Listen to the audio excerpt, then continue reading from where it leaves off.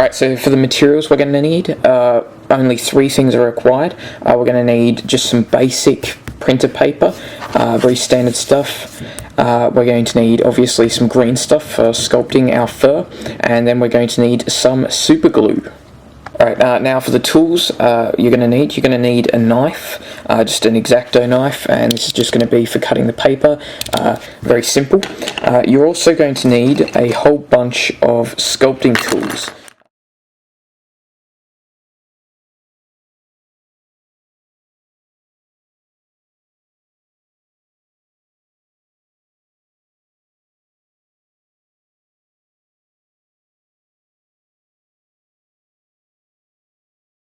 Final thing you're going to need, obviously, is some water, and this is going to be for lubricating the sculpting tools so the green stuff doesn't stick to them. Of course, you're going to need a model in which to sculpt the tabard onto, and of course this same method would work for cloaks and things like that, but in this case I'm just using one of the Games Workshop Space Marines, which I'm converting into a Space Wolf model.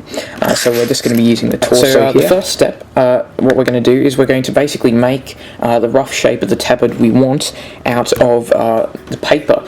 So we're just using our X-Acto knife, and we're just going to roughly kind of cut the size of thing that we want. So we'll just trim this paper down a bit, just like that, until we're getting something that looks roughly the shape we need. There we go.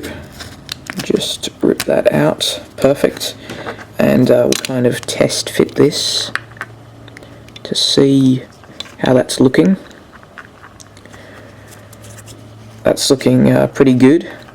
So what we'll do now is we're just going to kind of rough up the edges of this to make it, you know, look a bit more organic, I guess. Kind of curve these edge bits. We don't want a square thing. That's ideal for doing like cloth tabards, but not here. And we'll just, you know, cut off the edges a bit just to make it look a little more natural.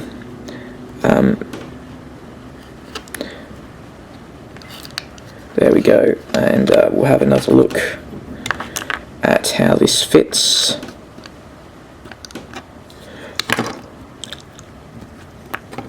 Pick it up there, stick it on, and just kind of roughly push it in place. So what we're going to do now is we're going to try and attach this here just with some super glue. Alright, so literally what we're going to do is we've just got our super glue here, and we're just going to stick a drop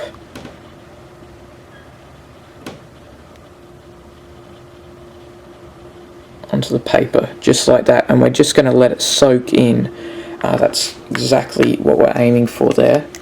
And what this is going to do is it's going to turn the paper kind of plasticky. It's going to stop being like paper. And I'll just grab a toothpick and I'll just push that out, spread it out there, just like that. Make sure it's sticking how I want it to be sticking. That's good. Perfect, and I'm just trying to spread that super glue out nicely and make sure that tabard is well stuck down there. Cool, alright, so we're going to let that first bit of super glue dry, but then we'll apply another couple of drops, maybe even just one, down here, and this will turn the entire thing into a hard sort of plastic style of thing, which is going to be fantastic for sculpting our fur on top of. Alright, so the first bit of super glue is dry. We're now just going to stick a couple of drops down the bottom here, just like that, and quickly grabbing the toothpick, we're just going to spread that out nicely all over here. I'm just kind of, you know, prodding it into place and allowing it to soak into the paper. And this is going to soak right through. It's going to make it very hard, very plasticky, similar to styrene actually. And this is going to be a fantastic foundation, as I've already said, for sculpting on top of. and it's just going to provide that nice kind of skin or hide backing to the tabard, which you're going to see from behind here, just like that. So make sure it's well coated. That's looking pretty good, and already can just feel up here it's very hard. It's no longer like paper, which is excellent. Now I've seen some people do this by using like a piece of green stuff. They'll stick the green stuff down, they'll wait for it to dry, and then they'll sculpt fur over the top of it. But personally I prefer this paper method. I find it gets thinner looking results, which is good because it's skin, you want it to be nice and thin, and I think it's really quick and easy, and it gets very realistic looking effects. So what we're going to do now is we're going to wait a good time for that to dry, and then we'll get on to the sculpting of the fur. Alrighty guys, so the super glue's dried. I decided to stick the head on the Space Marine because just wanted to give it a bit more character, but that's all good, ready to go. And so what I'll do now is I'll grab the green stuff. Here it is, and basically I'll just cut myself a good bit. Alright, so there we go, there's our green stuff. I've got my water in the background, and what I'm doing is I'm just dipping my fingers in the water to get them nice and wet, and then I'm going to mix the green stuff together. Alrighty, so there's our ball of mixed green stuff. As you can see, there's more than we're going to need, but that's fine. So what we're going to do now is make sure our work surface is nice and wet. Move the model out to one side for a second. Water here just straight onto the surface I'm using. I'm using a self-healing cutting mat as the surface I'm working on with my green stuff, which is a good surface to be using. Now I'm going to roll it out. I'm just using the handle of my X-Acto knife here, and just exerting force over the green stuff basically, and rolling it out just like that. Alright, so that's kind of getting the effect I want. Now I'll redefine these edges.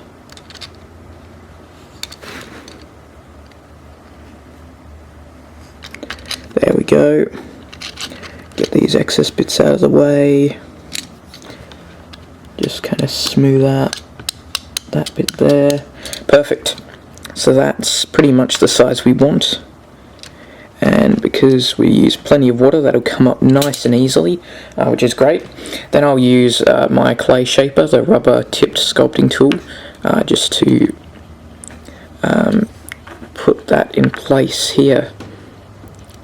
Now, if there's a bit of excess, that's absolutely fine, nothing to worry about, but we're just going to push this into place.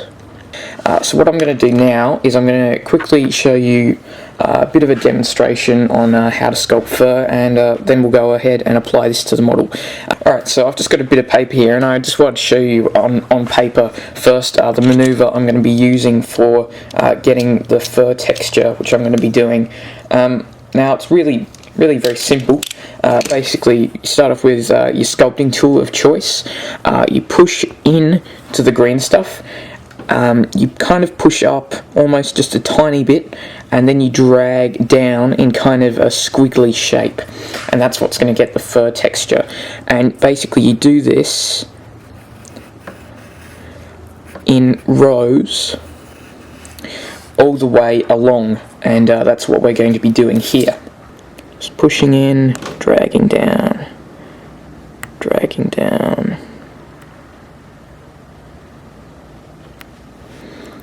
Just like this, and this is going to get nice texture, which is what we're going for. And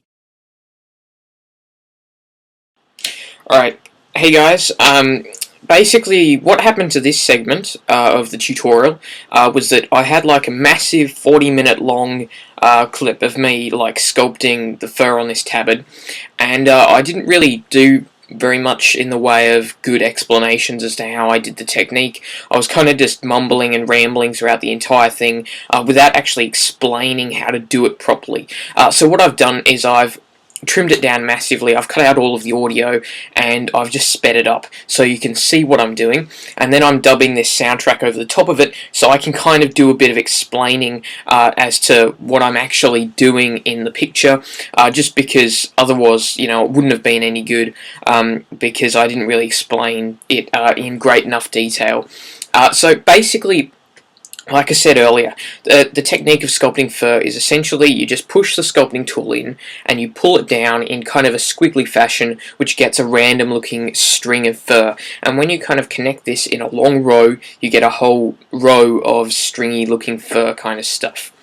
Then what you do is you go up above this and then you pull down over the top of this initial row of fur, and this will look like it's a layer, another layer on top of that layer of fur, and it will begin to get this whole kind of fur coat effect going, and you just keep on heaping the layers on top of each other and you eventually get a really nice looking kind of matted fur coat. And you can do this really quickly, just sticking the tool in, flicking it down, stick in, flick down, stick in, flick down, and get really fast looking fur. What I was going for here was a bit more detailed, a bit more high quality, if you will. I wanted to get that really fine matted kind of looking hair, so I spent a bit more time on it. Another thing you'll see me do here is occasionally I'll actually add green stuff on. I'll take a blob of green stuff, I'll stick it above the row of fur I'm sculpting, and I'll just press that down, and basically this makes it easier to get a nice differentiation between the rows of fur. Occasionally when you're working with thin green stuff, or not occasionally, very commonly, like I'm doing here, you'll find you're starting to run out of green stuff, and you'll also find that the layers of fur actually kind of blend together a bit. It looks like you're kind of just drawing lines on top of each other, like you've done a row of little squiggly lines, and then it just looks like you've drawn over the top of them instead of actually kind of sculpting three-dimensional fur. So I find that sticking more green stuff down and using that to push more fur in gives a more textured appearance. It gets that kind of matted, hairy look going. It looks like there are layers of fur instead of just a whole pile of squiggly lines, and it gets a much better result. So really I advise having a bit of green stuff on hand, and every once in a while just sticking down a little line of green stuff and sculpting that into the fur, because it really gets superior results. So that's about all I can tell you about sculpting fur. In future I'll do a more in-depth video where I don't have to speed it up and I just talk about just how to sculpt fur. This is a bit of a kind of a test video really, to try out, you know, doing some sculpting on camera and stuff. So hopefully you've got the rough idea, and that's all from me for now.